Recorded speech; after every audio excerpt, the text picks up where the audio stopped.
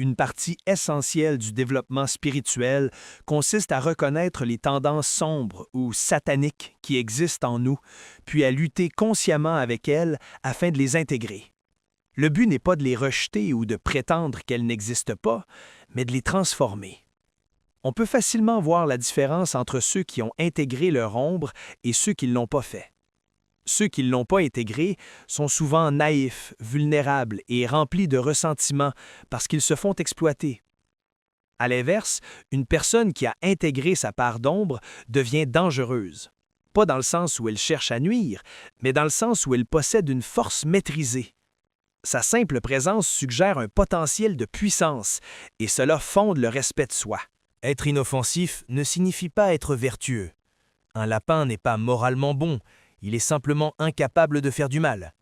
La véritable vertu apparaît lorsqu'une personne possède la capacité d'être dangereuse, mais choisit de ne pas l'être. C'est un thème mythologique récurrent. Le héros doit être un monstre, mais un monstre contrôlé.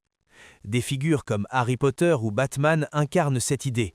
Ils portent en eux une part d'ombre, enfreignent parfois les règles, mais pour atteindre un but supérieur. La capacité de faire face au mal et de le maîtriser est essentielle. Cela s'inscrit aussi dans la question de la responsabilité. Depuis des décennies, l'accent est mis presque exclusivement sur les droits et la liberté individuelle au détriment des responsabilités. Or, les droits n'existent pas sans responsabilité. Ce n'est ni le bonheur ni le plaisir impulsif qui donnent un sens durable à la vie, mais l'acceptation de la responsabilité. Prendre soin de soi, soutenir sa famille, servir sa communauté, chercher la vérité. C'est ce qui permet de faire face aux difficultés de l'existence. On a également tendance à associer la compétence et la puissance, surtout masculine, à la tyrannie. Pourtant, encourager les jeunes hommes et femmes à devenir compétents et forts n'est pas promouvoir la cruauté, mais offrir une alternative à la faiblesse.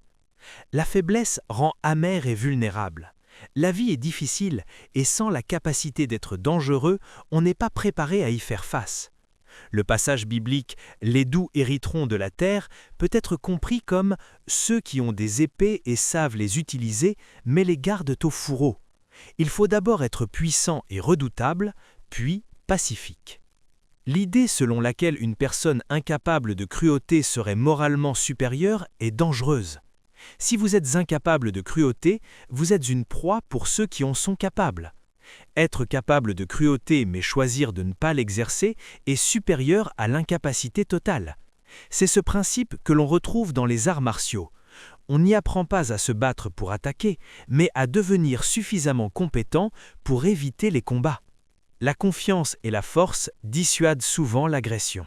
Carl Jung soutenait que l'intégration de l'ombre est nécessaire, bien que terrifiante, car elle oblige à reconnaître que le potentiel du mal extrême existe en chacun de nous. Étudier des régimes comme l'Allemagne nazie ou l'Union soviétique sous Staline conduit à une vérité troublante. Les auteurs d'atrocités ne sont pas des monstres étrangers à l'humanité, ils sont semblables à nous. Sans cette prise de conscience, il est impossible de maîtriser ce potentiel destructeur. Le chemin vers la sagesse n'est donc pas une quête de confort ou de bonheur facile, mais une confrontation avec ce que l'on veut le moins voir en soi. Reconnaître en soi la possibilité du mal peut paradoxalement accroître le respect de soi, comme le respect que l'on éprouve face à un animal puissant. Cette conscience permet aussi une meilleure discipline, notamment dans l'éducation des enfants. Comprendre sa propre capacité de destruction empêche de la laisser s'exprimer inconsciemment, que ce soit par la violence directe ou par un sabotage psychologique subtil et prolongé. En fin de compte, soit vous maîtrisez votre part sombre, soit elle vous maîtrise. On ne devient pas sûr ou moral en étant castré, c'est-à-dire privé de force. On devient véritablement sûr et pacifique en étant puissant, conscient de son potentiel destructeur et capable de le contrôler.